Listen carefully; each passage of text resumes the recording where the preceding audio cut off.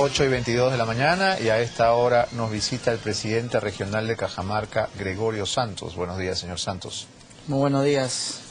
Gracias por venir. Ha sido muy complicado lograr que venga usted a nuestro programa. Largos meses de negociaciones, cambios de sede, nos invitaba a Cajamarca, se cancelaba a última hora. Qué difícil es entrevistarlo, oiga.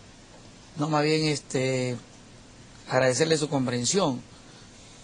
Debo dejar en claro ante el país y ante todo su equipo porque nunca fue una intención el que no queramos estar en su programa. Sino que tiene una agenda recargada, me imagino. Se cruzaron en realidad algunas agendas, pero estamos aquí. Más bien, gracias por ese espacio. ¿Cuánto tiene que ver su presencia con la alusión que hizo el ministro de Comercio Exterior y Turismo, Silva Martinot, aquí hace unos días, a su persona? ¿Eso lo ha terminado de animar a venir? Yo creo que considero que son deplorables sus declaraciones, porque jamás yo le diría una frase tan hiriente como la que él ha hecho. Vamos a recordarla, porque no necesariamente todo el mundo la escuchó. Tenemos el video, el ministro Silva Martinot se refirió de esta manera a Gregorio Santos. ¿Se reafirma en lo que dijo sobre Gregorio Santos, que afectó tanto al turismo en Cajamarca como el terrorismo? Yo creo que Gregorio Santos y Abimael Guzmán le han hecho igual daño, y de repente Gregorio Santos mayor aún, a Cajamarca. Porque si uno ve lo que está sucediendo en Cajamarca, da mucha pena. O sea, ha sido casi cataclísmico el hecho de haber escogido a un presidente tan malo como Gregorio Santos. Cataclísmico, dijo. ¿Qué quisiera responderle? No, ha dicho aún mayor. Y eso nosotros hemos señalado de que no solo hiere la dignidad de una persona, de una región, de un país que quiere resarcirse de todos estos daños, sino que también hace daño a la región y al turismo nacional, porque si nos dice que es cataclísmico y ahí hay alguien que le ha hecho el doble o el triple o N daños al Perú y a la región, le está haciendo daño también al turismo nuestro, al turismo regional, al turismo interno. Y el Perú sabe que eso no es cierto. Y que más bien el ministro debe reflexionar y preguntarse cuántas veces he ido a Cajamarca, cuántas veces he mirado el presupuesto nacional para el turismo, el presupuesto regional, y decir, soy tan eficiente que con esa autoridad critico al presidente regional, porque en la página amigable aparece que él tiene a este trimestre 9.6 de ejecución de sus 72 millones. Y entonces, nosotros tenemos ahí 9 proyectos de inversión pública al turismo y no lo hemos visto a don Silva Martinot. Y en vez de estar dando acusaciones, parece que se acostumbraron en el entorno del gobierno a dirigirse de esa manera, insultando, hiriendo, y en realidad me ha obligado no solo a responderle en algunos términos, a veces que también uno tiene sus emociones, pero pedirle de que se retracte de esas declaraciones. Usted le ha mandado una carta notarial, ¿verdad? Efectivamente, pero él ha respondido que se ratifica en lo mismo, lo cual no lo veo cortés, no lo veo de caballeros. Pero más allá de cortesía, comparar a una persona con Abimael Guzmán, que es el líder de un movimiento asesino que le costó al Perú miles de muertos, podría no solamente insultarlo a usted, sino también hacerle un favor a Sendero Luminoso. Hacerle un favor, porque cuando estamos luchando en universidades, en movimientos sociales, en la política nacional, para acabar con estas ideologías terroristas y proponer el debate político programático en el escenario político nacional, él sale con esta enorme barbaridad, y que tiene un fondo, enlodarnos, y no sé hasta dónde esto es parte de la campaña, parte de toda su estrategia de limpiar el terreno de líderes locales, regionales, nacionales, ¿no? El presidente de la República acaba de volver a Cajamarca un año, un poco más tal vez después. ¿Por qué cree que se ha animado a hacerlo ahora? Mira, ahí creo que hay una confusión, porque Ollanta Humala, el presidente de la República, ha visitado mi distrito donde yo nací, que queda en la frontera con Ecuador, en la provincia de San Ignacio, y se ha llegado de una manera improvisada a estar creo que 10, 15 minutos. No ha llegado a Cajamarca, la capital regional. Busca seguramente ingresar por algún lugar, pero Cajamarca le tiene muchas preguntas. Pero ingresar por algún lugar a Cajamarca, ¿es una invasión esto? ¿Es una operación militar? No, porque te digo lo siguiente, no es tanto eso, porque Cajamarca espera que el presidente de la República presente en algún momento su propuesta después de haber negado lo que le dijo en las plazas de armas y en varios lugares, y después de habernos enfrentado y haber hecho una suerte de aislamiento de la región Cajamarca. Porque cuando el ministro Silva saca una relación de puntos y dice Gregorio Santos se parece a esto, en segundo lugar no ha asfaltado 1 kilómetro de carretera, en tercer lugar el turismo ha disminuido, y cuando propone una serie de puntos pierde el contexto nacional, porque al ministro y a los ministros no le podríamos acusar de todo un conjunto de cosas que no han hecho un proyecto de gran inversión, porque no hay hasta ahora un proyecto estratégico de inversión nacional que tenga el gobierno central. El propio puente que ha ido a decir en Ciruelo, donde dice vengo a cumplir mi palabra, es un proyecto que lo veníamos gestionando el alcalde de San Ignacio de hace mucho tiempo, y luego ahora que ya pasó a factibilidad cuando recién ingresó el 2011 y que recién se ejecuta porque el debido proceso se ha seguido. Entonces, aislado, mi estimado Beto, llegan los ministros a Cajamarca y no encuentran las calles que conducen al gobierno regional. Estalló Conga, vino el conflicto, de ahí la ley del hielo para el presidente regional de Cajamarca. Hablemos de Conga. Si se desecha definitivamente el proyecto Conga, que de acuerdo a información oficial le daría a la región más de 1.300 millones de dólares de canon al 2015 y más de 6.000 puestos de trabajo en una obra cuya sola construcción costaría 4.800 millones de dólares. Si se desecha, digo, ¿con qué fuentes se va a suplir estos ingresos para atender al 50% de la población que vive en pobreza extrema? Mira, al país no se le está diciendo toda la verdad, y ni a los cajamarquinos. Le han puesto tanto énfasis al proyecto Conga, proyecto inviable, ambiental y técnicamente por los propios procedimientos de Newman.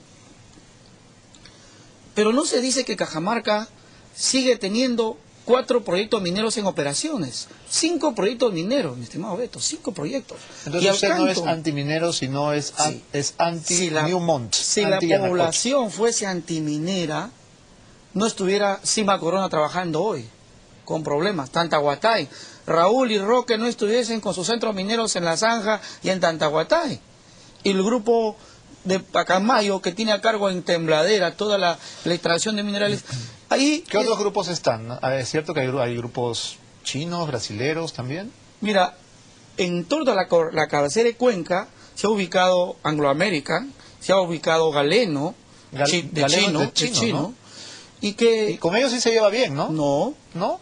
Mira, en Cajamarca hay una cuestión, y nosotros en el país tenemos que mirar, quien nos mire desde el mundo solo como vendedores de piedras, y eso no lo dice Gregorio Santos, lo dicen ahora todos los analistas económicos, quien mira al país y a Cajamarca solo como productor de piedras y no productor también de otras actividades productivas, es mirar en reproducir un nuevo Cerro de Pasco, en reproducir una nueva Oroya, y ahí es nuestra gran discrepancia. Y allí Newman no ha podido demostrar en 20 años que su tecnología de punta realmente servía. ¿En qué momento, señor Santos, se agrió la relación con Yanacocha? Porque vamos a ver unas imágenes de mayo del 2011, ¿correcto? En las cuales usted no estaba enemistado con Yanacocha de la manera en que hoy lo está. Veamos. Cuando se entrega el canon minero o cuando alguien habla del Fondo de Solidaridad, nosotros explicamos con toda claridad que es el resultado de la extracción de minerales, de nuestros recursos, y que es una obligación que las empresas tienen que tributar. El trabajo conjunto entre las autoridades y la empresa privada, en este caso la empresa minera Yanacocha y el Fondo Minero de Solidaridad, pueden hacer realidad el desarrollo de los pueblos. Tenemos muchos problemas que resolver juntos y juntos lo vamos a poder conseguir. Cuando estuvo aquí el señor Roque Benavides, dijo que en 2 oportunidades se había encontrado con usted y había intentado saludarlo y que usted había sido descortés y se había negado al saludo. Ser valiente no implica ser grosero. Mira, una de las veces que yo pasé sin saludarlo, fue una de las veces. La otra vez no recuerdo haberlo visto. Uno, porque vi un acto de mala fe en que habían instalado cámaras para luego montar cosas que, como la que yo veo, digo, Gregorio Santos antes aplaudía a Yanacocha, yo nunca aplaudí a Yanacocha. Esa imagen que vemos es entregando un cheque, un recurso para el mercado de Selendín, que es del Fondo de Solidaridad Minero, que lo maneja Yanacocha, y que lo hacen porque en ese estado no hay soberanía, no hay autonomía, entonces tienen que llevarlo al señor para que esté presenciando la entrega de un cheque. Y entonces se entregó ese cheque que no corresponde a Conga, corresponde al fondo, que nunca fueron impuestos o a las sobreganancias, sino se hizo esa cajita chica para que ahí Yanacocha ve si da o no da. Ahora, el señor Roque Benavides sabe cómo trata en Cajamarca, cómo maneja su proyecto y cómo cuando tiene la oportunidad de generar correlación de fuerzas lleva a sus trabajadores. En aquel momento, si se refiere a eso el señor Benavides, llevó a la laguna de Conga a todos sus trabajadores y lanzó una serie de insultos a la gente, los obreros, alguna gente, y después de haberme insultado casi toda la tarde, se dirigía, creo que a darme la mano, si es que eso fue la forma. Yo tuve que seguir caminando y para evitar cualquier reacción me evité encontrarme con él. Su presencia en Lima responde a que continúa usted en el ánimo de inscribir el movimiento de afirmación social como partido político de cara a las elecciones del 2016 o 14, ¿a las regionales o a las presidenciales? Mira, yo he venido para atender esta entrevista y porque el contexto también lo ameritaba. Y he tenido algunas reuniones sobre el movimiento social, el movimiento de afirmación social, el MAS. ¿Cuántas firmas le faltan? Mira, en realidad es bastante, ¿no? Tenemos ahora un número de 150.000 firmas y para llegar a 500.000 firmas o 400 y picos es bastante complicado. ¿Quiere ser presidente regional de nuevo o presidente de la República? Mira, luchamos para diferenciarnos de quienes se autoproclaman sin que nadie los elija ni los proponga. No tienen ni partido, no tienen programa, no tienen militantes ni cuadros y se proponen probablemente dirigir un partido. Entonces vamos a construir primero una organización, recolectar firmas, inscribirlo, buscar una confluencia, una gran fuerza amplia a nivel nacional del sector progresista e izquierda, y sobre esa base que se decida.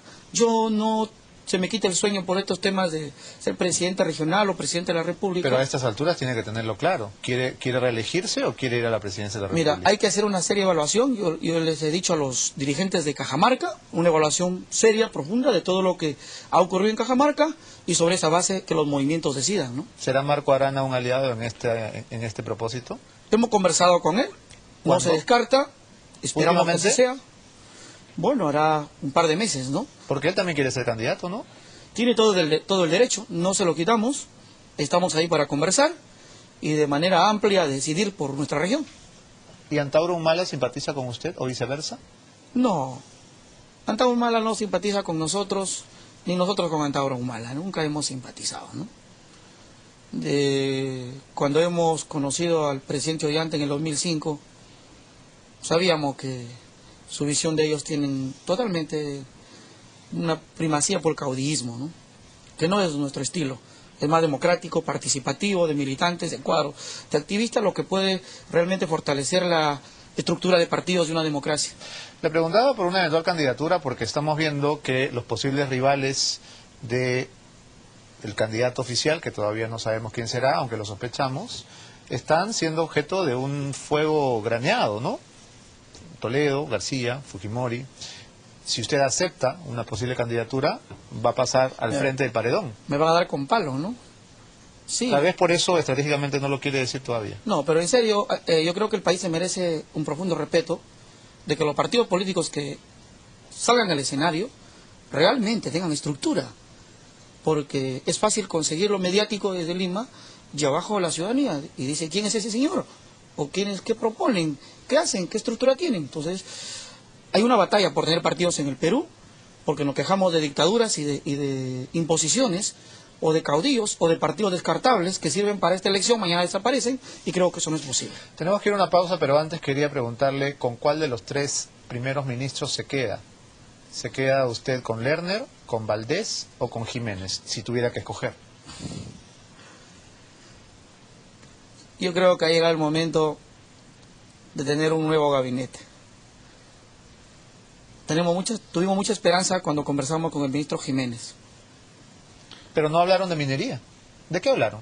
De los proyectos de desarrollo, de la cartera de proyectos que tenemos en Cajamarca, del presupuesto y recursos corrientes que necesitamos para la formulación de proyectos, para la elaboración de expedientes técnicos y para poder sacar de las cifras, siquiera centésimas, milésimas puntos, a la región Cajamarca, ¿no? ¿Por qué no hablaron de minería? Eso es curioso, ¿no? Mira, porque ¿Era una condición? no fue una condición, pero creo que es una cuestión de respeto entre personas, de que si yo vengo a un set de televisión no puedo condicionar qué me vas a preguntar o yo qué voy a responder. Y íbamos como autoridades, que íbamos sin ningún condicionamiento. Y ahí se lo dijimos al señor Guard, que estuvo presente, y que había sido presidente regional, que él no podía condicionar a un solo tema. Íbamos por inversión pública y por proyectos de desarrollo. Se lo digo porque la reunión fue muy auspiciosa y Jiménez regresó triunfante, pero luego usted le bajó la llanta diciendo, por si acaso no hablamos de minería. No hablamos. ¿Por qué no hablamos? Fuimos a hablar con Maradona, pero no hablamos de fútbol. Ya regresamos con Gregorio Santos.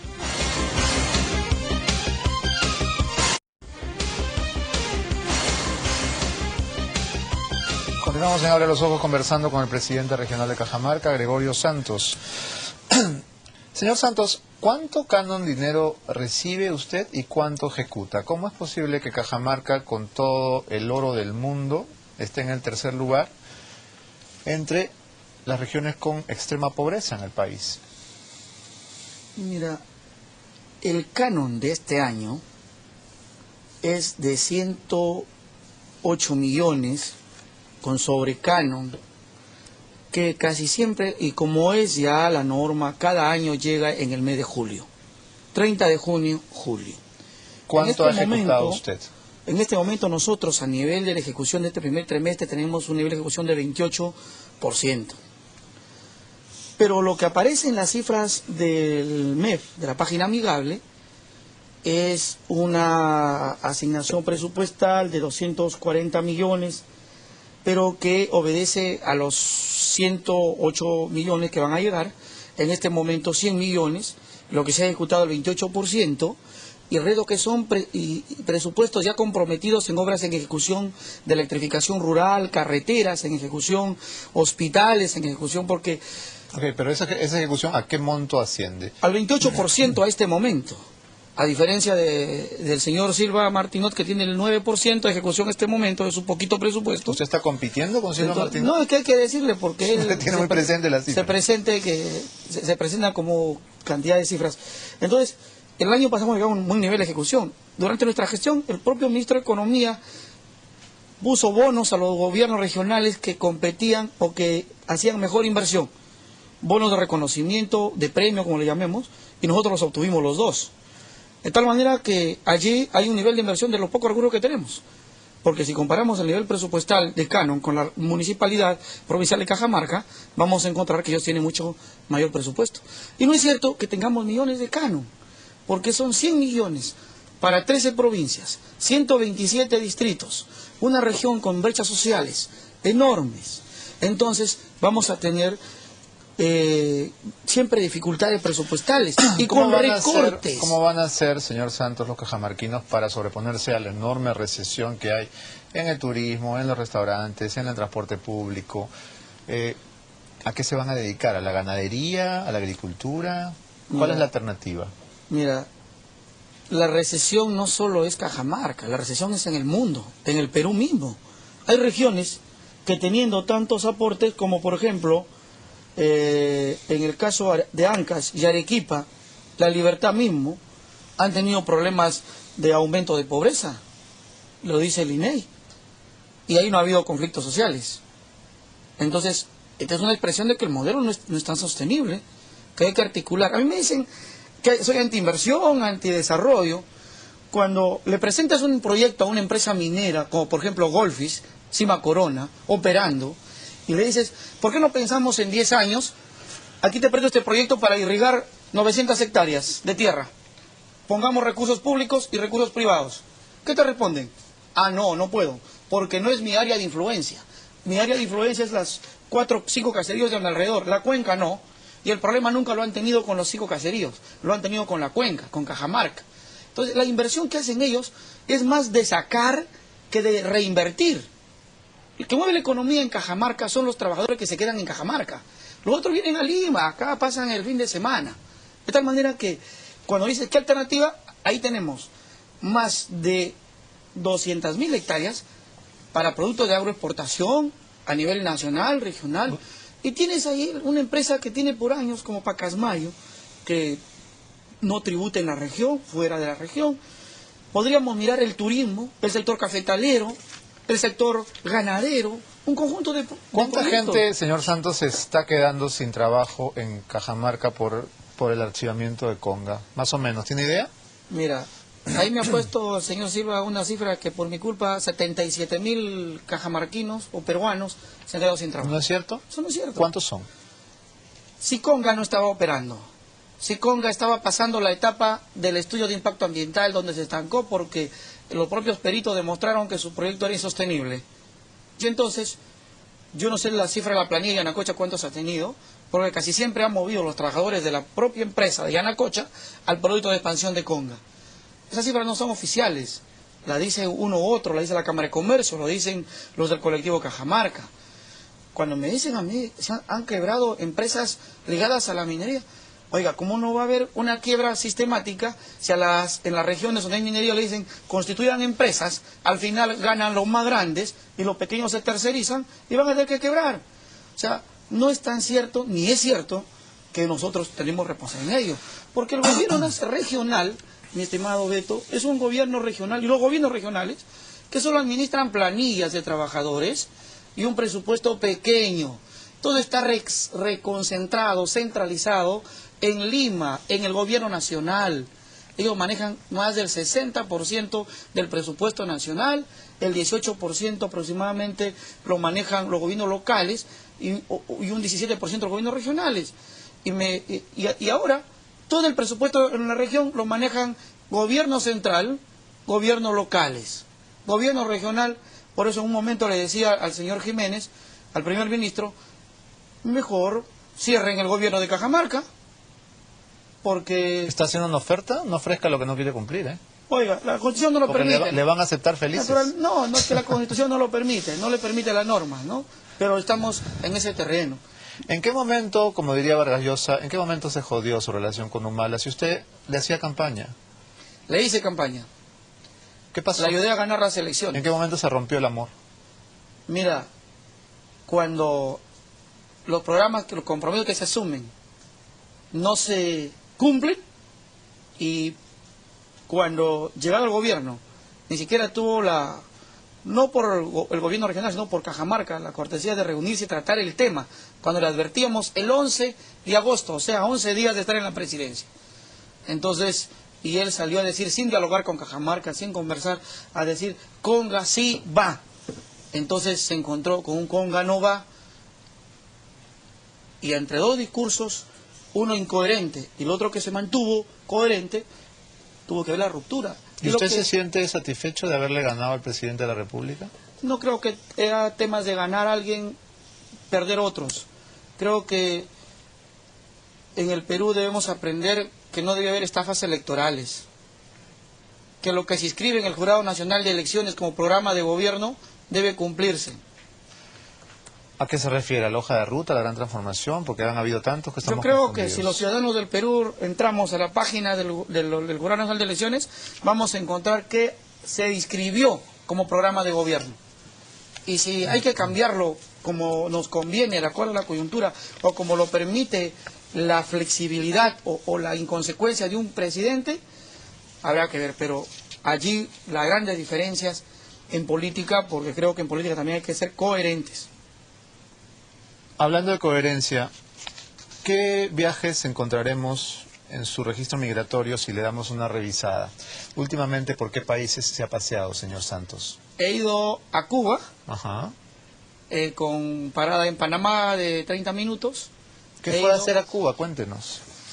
Fui con la gran ilusión de generar un convenio para estudiantes para medicina y también para ver la posibilidad de un convenio con el Hospital Regional de Cajamarca de médicos especialistas, Cubanos. cubanos. Ujú. No lo conseguimos porque en ese momento los médicos cubanos, el Ministerio de Salud cubano estaba trabajando la solidaridad con Haití del terremoto que había ocurrido. ¿Ha conocido a los hermanos Fidel y Raúl Castro? No he tenido ese privilegio de conocerlos, no he podido. ¿Conoció a Chávez?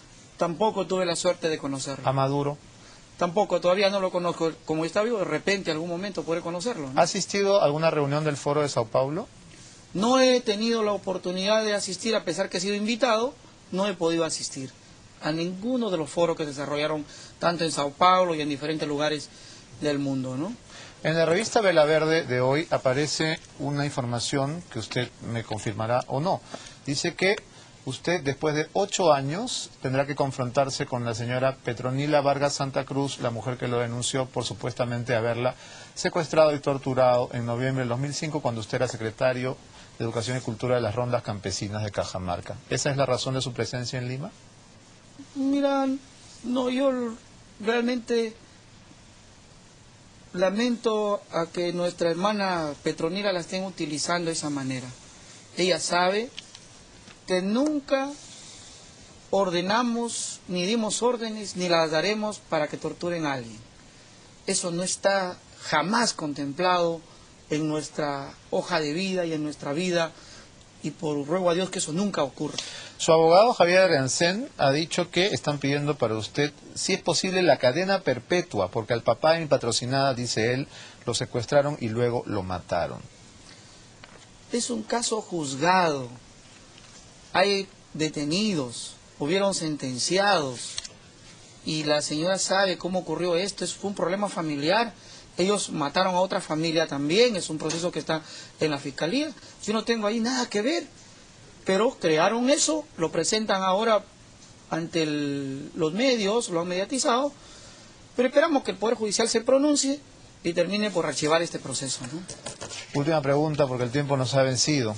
Si se propusiera que el proyecto Conga fuera una copropiedad con el pueblo cajamarquino, ¿usted estaría de acuerdo? En Cajamarca ya se ha hecho un análisis de la potencialidad hídrica, se está avanzando en la zonificación económica y ecológica y el ordenamiento territorial, y hemos encontrado a este nivel de la investigación que ya Cajamarca ya no resiste la presión minera, ya no resistiría actividades extractivas a tajo abierto, y por lo tanto ya hay proyectos que se están tornando inviables y que Cajamarca no puede ser la única sacrificada por el bien de su población y de los que vivimos en Cajamarca, ¿no? No creo que eso consideremos en la agenda por ahora, ¿no? Muy bien. Gracias por haber venido esta mañana. Esperamos No. que la invitación a Cajamarca siga pendiente porque estamos muy interesados en atenderla. Muy bien, sigue pendiente, lo invitamos. Muy bien. Y va a ver usted que vamos a visitar Cumbemayo, vamos a visitar Baños del Inca todavía, y ojalá podamos tener una exposición sobre los proyectos turísticos. Tendremos una exposición de arte durante este mes de julio, también el Fongal que se va a desarrollar en julio, y esperamos recibirlo en Cajamarca. Porque para un periodista es más seguro acudir con usted, ¿no? Porque si no, también le caen piedras a veces. Yo le pido disculpas si alguna vez un periodista fue agredido, ¿no? Varias veces. Yo le pido disculpas, pero estamos trabajando para que eso nunca vuelva a ocurrir. Gracias por haber venido esta mañana. Gracias a ustedes también, al país. Nos vamos a una pausa y regresamos.